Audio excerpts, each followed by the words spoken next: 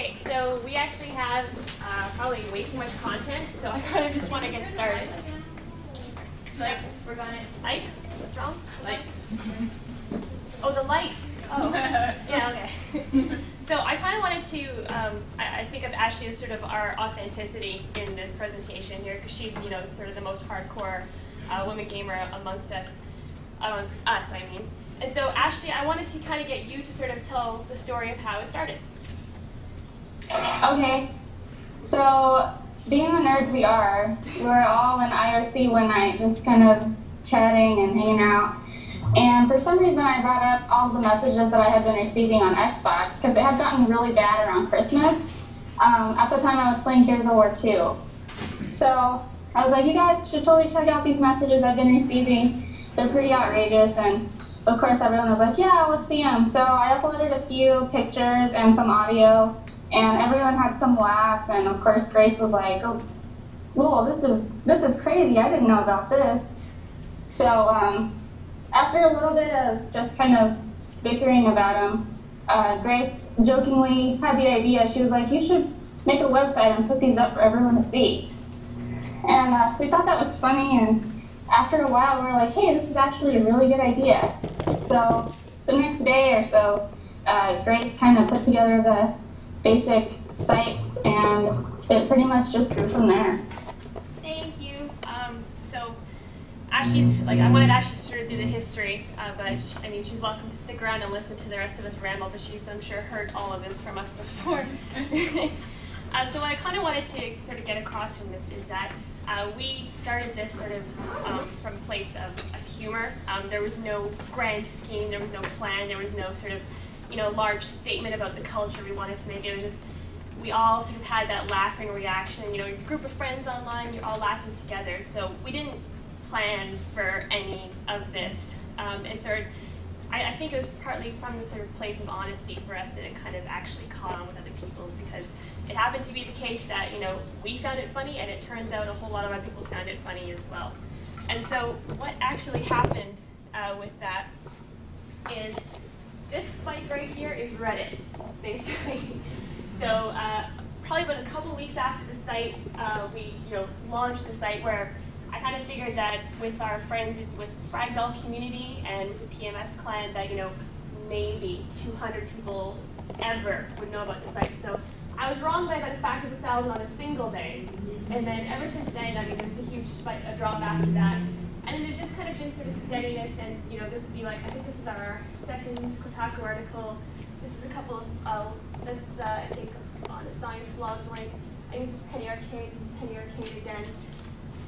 So basically, it's been sort of that huge Reddit spike, and then afterwards, everybody kind of knew about it, and we kind of have that sort of, the spike that declined, the steady traffic, but we still get traffic from people sort of knowing about it and bringing it up when discussion about harassment online occurs, so like a forum thread or blogs or Twitter or something. So they don't necessarily need to look at it every day, but we get traffic from sort of new sources and new people who wanted to show your friends, like, you think this doesn't happen? Here, let me link you to something type of thing. So, I mean, I kind of interpret this as sort of like, we're not looking to make any money, so if we wanted, we would probably want something more viral, I guess, but I think of this as kind of more usefully viral in that sense. And so what happened with the traffic was great, but with all those people, there was a lot of reactions that came about. So I want to talk a little bit about some of the reactions. They were largely emotional. The first reaction, of course, was shock. And this one, I actually kind of had the strongest experience with myself, because when Ashley first showed us those messages, I mean, we all laughed, but a part of humor is sort of the shock of the unexpected. And so it wasn't until later, when I sort of analyzed my own reaction in myself, that I realized that I was shocked. And because I sort of game in a sort of friend bubble, we'll go on Halo Reach together, a bunch of our friends, maybe we'll have a couple beers, we'll make jokes together. But I really hate losing at games. I hate not being good at them. I just get so embarrassed. So I play with friends because they don't really care. And so I just play with them. And I also had sort of a vague understanding that, you know, women experience harassment online. I just didn't really want part of it. And so I have a gender-neutral username. Generally speaking, I pick male avatars. I just want to play the game and be with my friends. So by being in this friend bubble, I kind of sheltered myself from it. And so it wasn't until I actually saw the pictures and I heard the audio that I kind of, something clicked. And there's a difference between actually telling somebody, oh, every message I receive is the same, I'm fat, ugly, or I'm a slut, and actually seeing it. And a friend of mine actually sort of characterized this as what artists sometimes do when they try and create experiences. And so they'll try to actually recreate an emotional experience. And so he actually thinks that maybe sort of the success of Fat, Ugly, or Slutty is partly because you can't really get away from it. You're kind of confronted with the essential concept of Pixar, it didn't happen, basically. You can't really sort of put in your mind of what you think it might have been about, because this is exactly what it was. Okay, and sometimes, unfortunately, that shock to the site also manifests as horror. And so some people are actually too upset to look at the site. And in fact, for this particular presentation, usually we, for the 2 PAX panels I've been on, we've kind of shown a steady slideshow of the messages. Didn't really know about this one, so we didn't do that this time. But yeah, so some people, it's actually too upsetting for them to look at. The second reaction was a smaller one, but it was significant for us because it was kind of based in some of our friends. It was frustration. And for example, one of our friends is Morgan Romine, who is the former captain of the Fragdolls team put together by Ubisoft to promote women in games and marketing for Ubisoft games and competition. And we're also friends with people in the PMS clan as well. And so these women have been kind of working in this space for a while. Like the PMS clan, part of its goals is to try to provide like a safe, competitive environment for women to kind of grow together in that way. And so, I mean, they understand the necessity of having a safe place in there. So, and by doing so, they made a clan about it, right? So they've been working in this for a long time, and it seemed as if when Fat, Ugly, or Slutty came around and had that big Reddit spike, that everybody was shocked by it, and then the people who were working on this for a while, like, what are you talking about? It's like, what did you think we were saying all this time, right? So there's a bit of frustration there, right? So I thought that was interesting. And Morgan actually speculated that part of it could be because, well, in her case, being part of a corporate sponsored team, they have a particular voice that they have to kind of keep to. And so maybe by using sort of these euphemisms or the flowery language and calling some of the messages, quote, like love letters or something like that, then you kind of fill in the blanks in your head on what that might actually mean. And so she's the one who kind of said, Pixar didn't happen, really actually meant something in this case. So another reaction we get is laughter, and we do try for humor on the site, which can be dangerous. But I think there's something very cathartic about being able to make a joke about this, or even just point and laugh at the ridiculousness of these messages. Because frankly, many of them, almost all of them, are ridiculous. Either ridiculously violent, ridiculously sexist, or just not even well-formed messages at all. They're just ridiculous in terms of construction. Word salad. Yes, word salad. And but it is a risk because there are some people who will, laugh with instead of laugh at.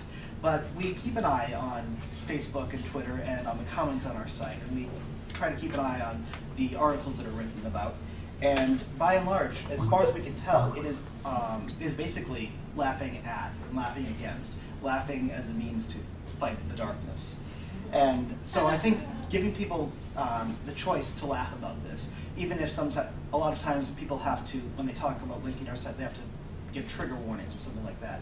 Just giving the choice, I think, is a valuable tool, because you can say everyone else thinks this is ridiculous and something that we need to combat as well. And likewise, there's a notion of relief, because we've heard from many women who said to us, I thought I was the only one. And just being able to see, well, this happens to these other people, and my experience is not that different. They're not specifically attacking me as my individual person, they're attacking me as a woman, and I can then move past that in that way. Just being able to have the catharsis of having someone to commiserate with and having someone to laugh with really helps there. That relieves the pressure on the individual player, we think. And then lastly, one of the biggest reactions we've gotten is that people will take this site, women especially, will take this site and just link to it, often without comment, often without having to qualify it or say, well, maybe only this part of it. They just link to the site as a whole and say, this is what happens. This is exactly what it's like for me. This is why I stopped playing online games, or why I stopped using the microphone in online games. And it does help, I think, to move the discussion forward. This is a specific example we found in an article by Amanda Marcotte, I believe. I hope I'm pronouncing her name correctly, at pandangan.net. And she talks about, there was an article in Kotaku around the same time as that Reddit spike, and talking about, they actually linked to us and they showed a few examples. And normally, the comments on Kotaku, it's a, it's a mainstream site, right? And normally the comments would all be denying it didn't happen because they didn't see it. But for the first time here, possibly, it's presented and you can't avoid it. And so the comments weren't all about this doesn't happen. The comments then got into more, does this happen more on PC, more on console? It's a bit of a religious war there. But it moved it forward a step. And we think that's progress. We think if we can help move the discussion forward, we're satisfied with what we're doing in the site.